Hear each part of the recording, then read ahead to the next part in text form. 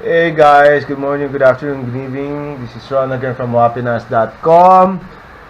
And this afternoon, we're going to be unboxing the OPPO F7. I'm using a different camera today to record this video. I'm using one of the action cams I bought in Lazada a long time ago. I'm testing it out to check the quality. So here we have the OPPO F7. It's the latest that OPPO has released. Diba, kala-launch lang nito. Andun pa nga si ano eh. Ano yun? Basta may mga artista. Yun na yun. Anyway. Let's open it. Okay. Nakalagay ba yung specs? Ayan. Okay. So, it's supposed to have a 25 megapixel front camera with AI. Okay. The version that I have here is the 64 GB ROM and 4 GB RAM. Okay. The screen is 6.23 FHD. Super full screen. Design is glossy and unique. Okay, that's what's written on the box. Okay. Here's the phone. Okay, we'll put it here. Yan, okay.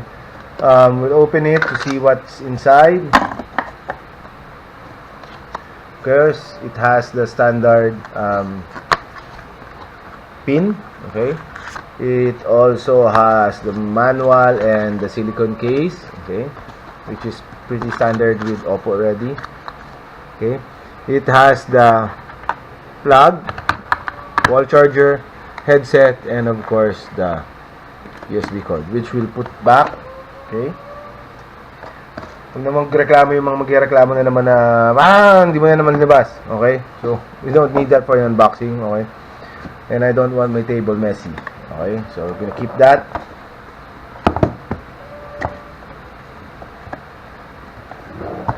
So the price has been announced. It's 17,799 if I remember correctly. Okay. So what we have here is the red version. So ayan, kita nyo, may plastic pa, bagong-bago. Okay. Punasan natin yung harap para maganda naman tingnan. Okay. So we're powering it on while we're wiping it off.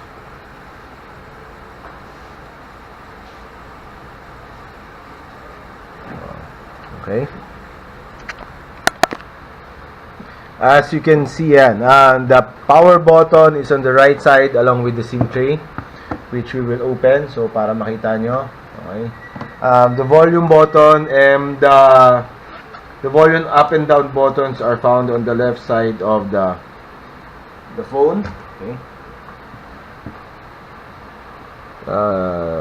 Yung pansundot galing sa wallet ko, hindi ko ano. Okay, so it looks like it uses a modified SIM tray. No, it's not the modified, it's the triple SIM tray pa rin. Using 2 nano SIMs and a slot for a micro SIM. Micro SD, sorry. Okay. So we put it back. Wala akong SIM na ilalagay kasi.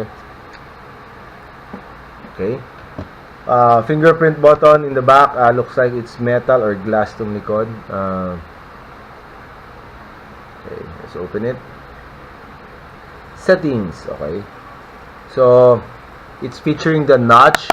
Gusto ngayon notch, okay.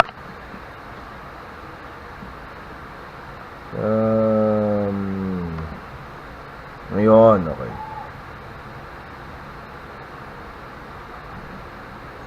Okay.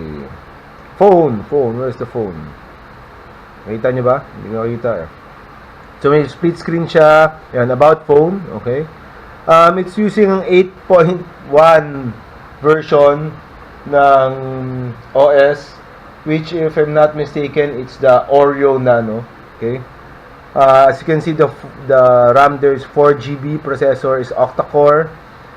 Device storage available is 48.3 gig out of 64 gig, ano.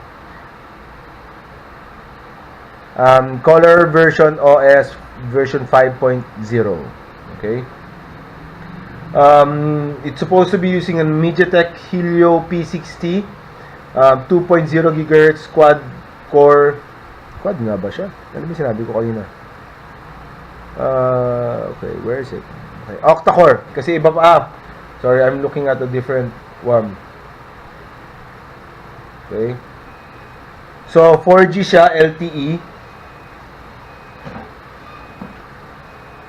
Let's look at the camera. Okay.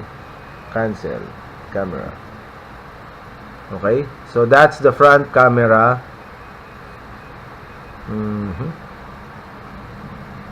Okay.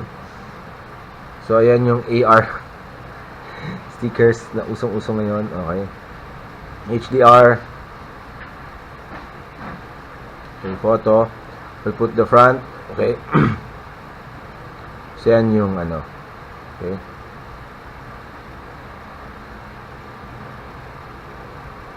So yan yung standard, square, and all that stuff.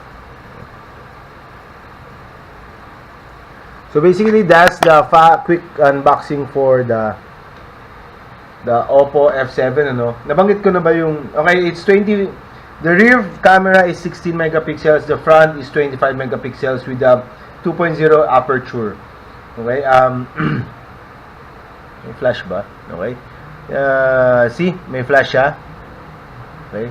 Pero yung flash niya yung hindi, yung harap pa lang. Mali, sorry. Okay. So on. Okay. So we're gonna take a picture. So it's just standard screen flash, wala, hindi siya LED, no. Okay. So yung hand likod, of course,